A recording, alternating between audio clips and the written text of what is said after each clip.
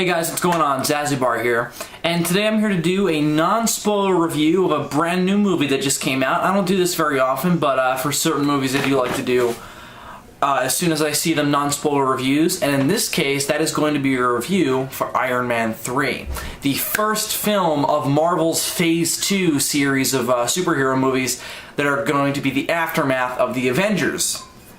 Now, Iron Man was the flagship franchise for Marvel back in 2008 when we also had Incredible Hulk that year, for starting the Avengers franchise as it's now called, or the Marvel Studios movies if you want to not just segregate it to Avengers. But I was a big fan of Iron Man 1, and I also really enjoyed Iron Man 2, though it's not as good as the original, though. I kind of... If I watch Iron Man 1, I feel a need to watch Iron Man 2, so if I'm ever just sitting at home one Saturday and I'm bored and I want to watch Iron Man, I usually put on Iron Man 2 right afterwards, just because, I don't know, just like I feel a need to.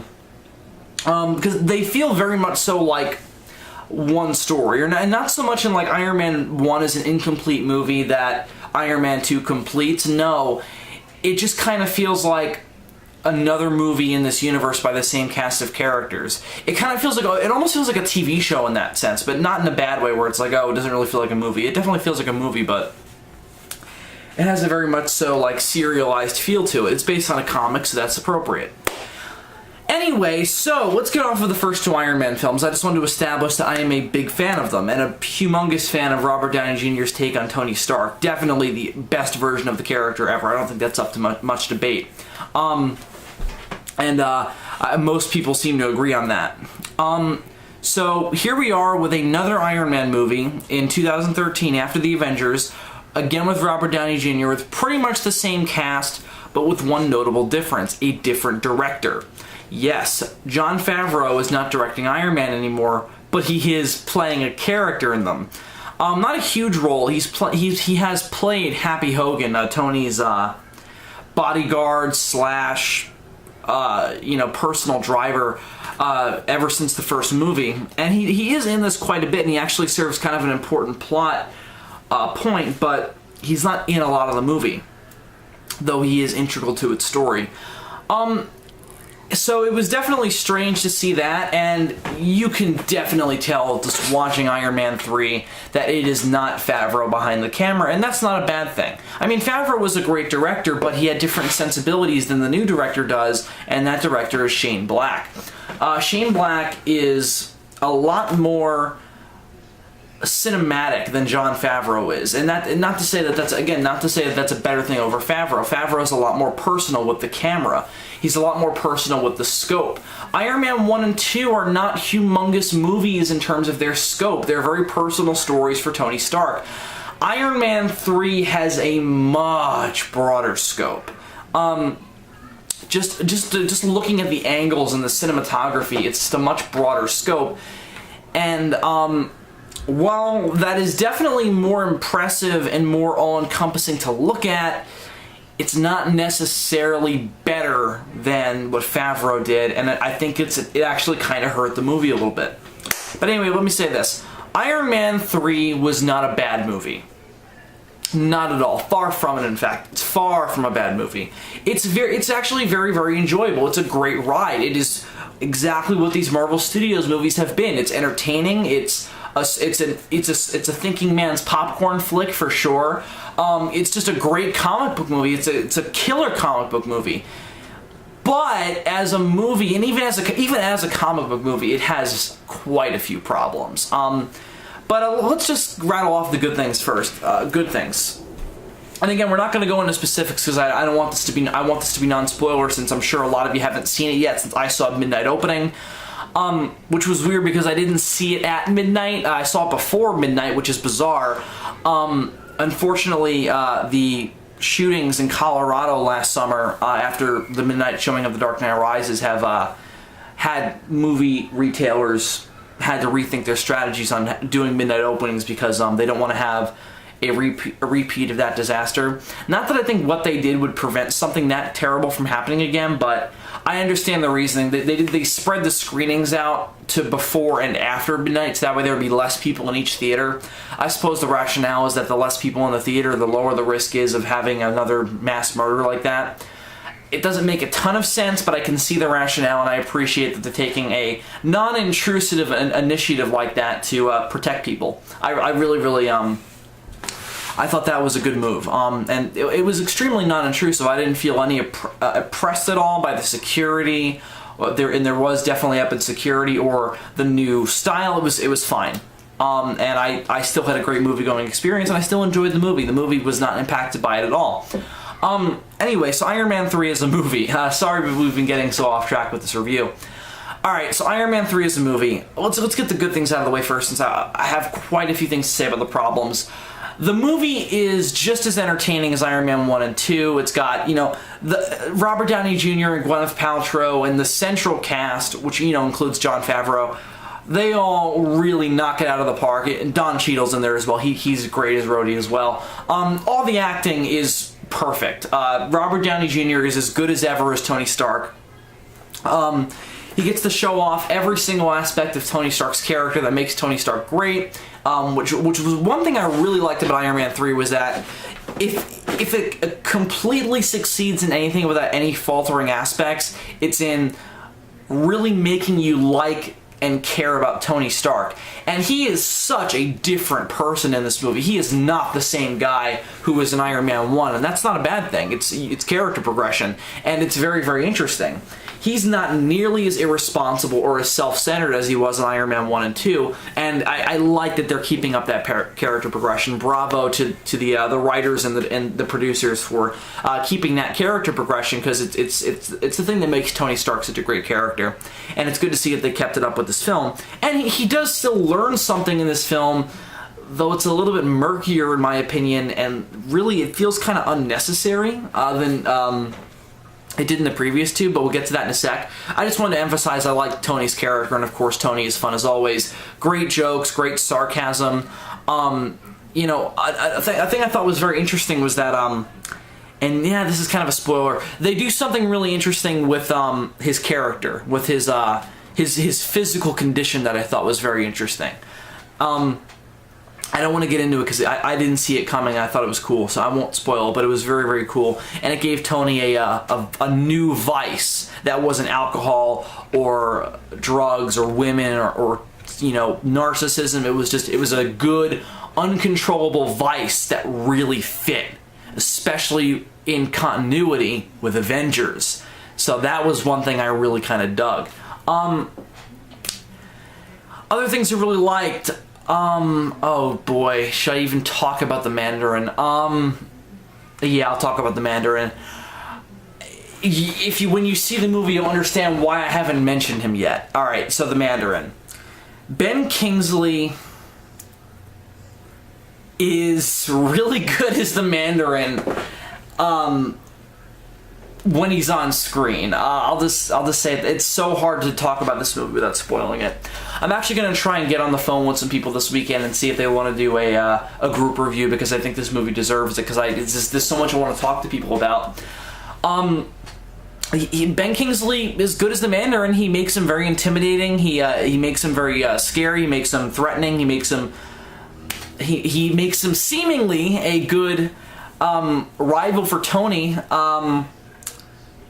But there's not much I can say about Ben Kingsley without spoiling it. So I'm just going to say he's great for what we see of him. You'll find out when you see the movie. And I want to say that's going to bring us into a problem with the movie, but I want to get to one other thing first. Guy Pearce is the other villain of the movie, who I won't spoil for you. Let's just say classic Iron Man's brought into it, and that was cool. Which I really appreciated as a Marvel Comics fan. So we got some more Iron Man name drops. And he's great. He is fantastic. He's a really great villain. He's got a great presence. He's not just a repeat of the other villains we had in the franchise, like Obadiah Stane, or he's a little bit like Justin Hammer, but not as goofy. Like Justin Hammer was very goofy and very uncomfortable in his own skin. And Guy Pearce's character, whose name escapes me. Isn't that great? No.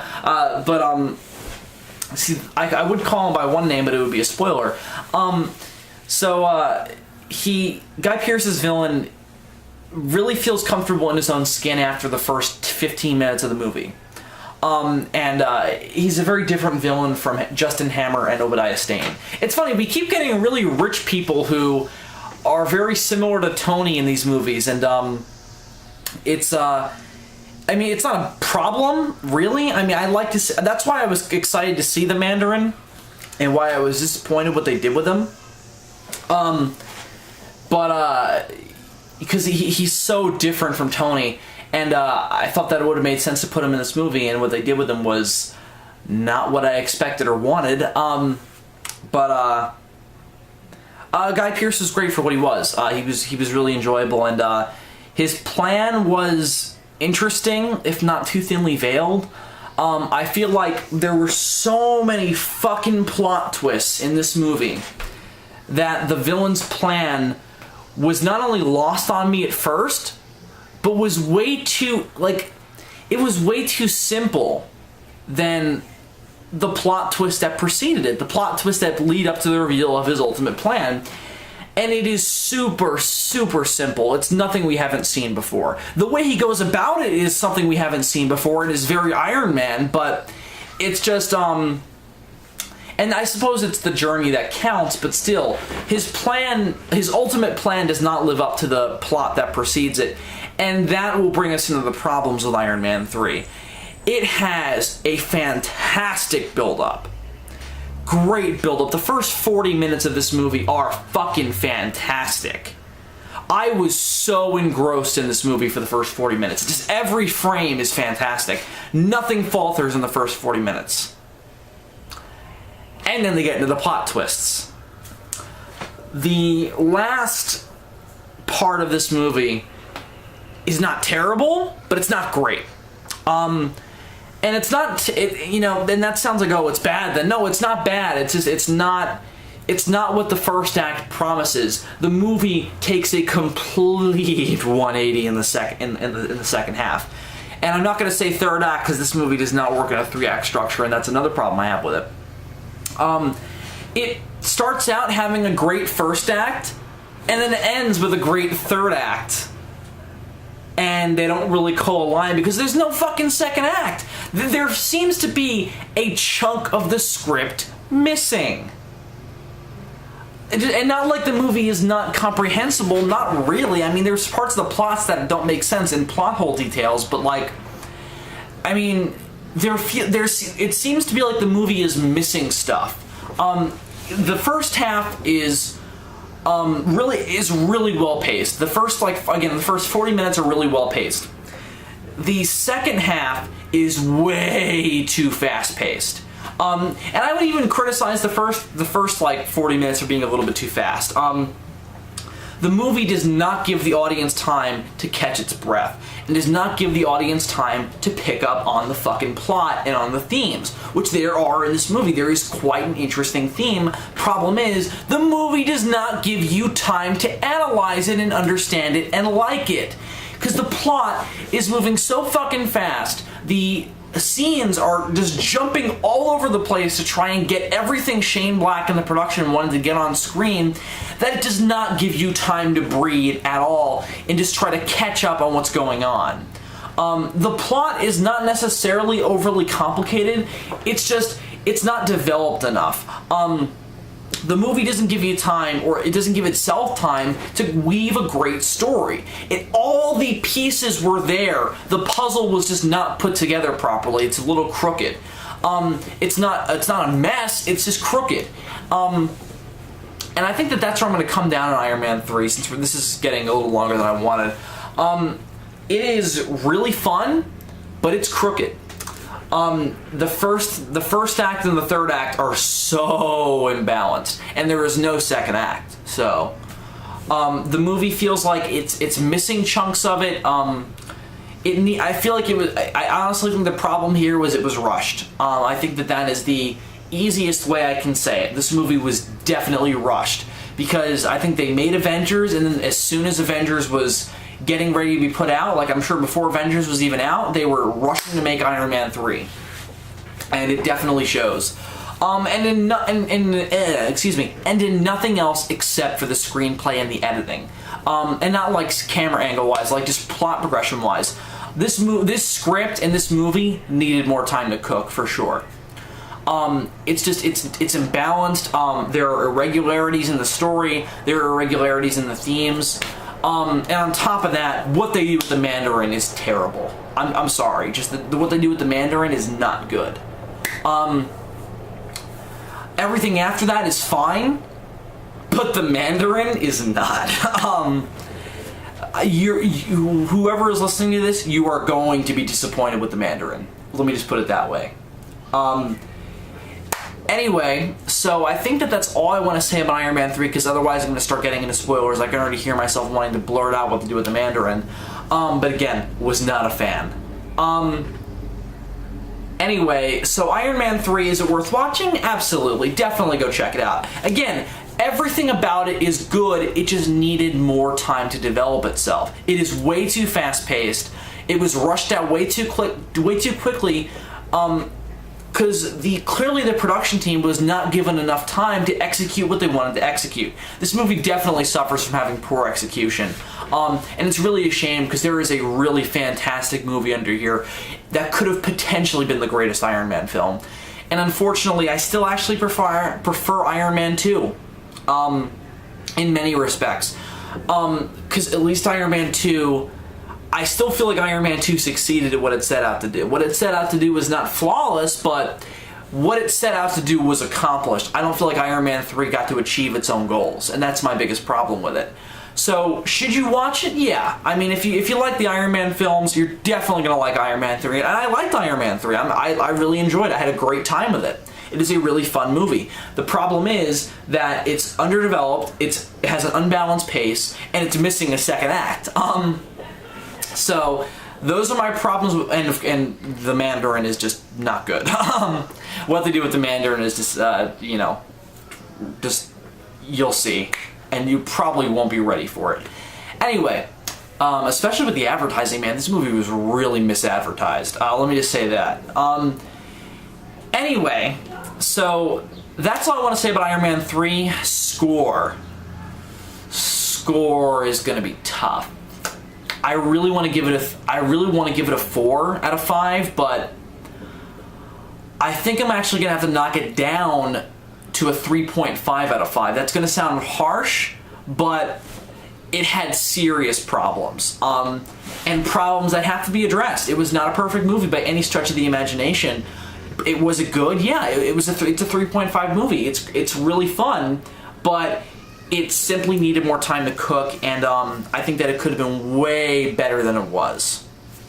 Anyway, go check it out still. I think it's still worth watching. Let me know what you thought of Iron Man 3 in the comments, or leave a video response. Anyway, I'm Zazubaar. See you later.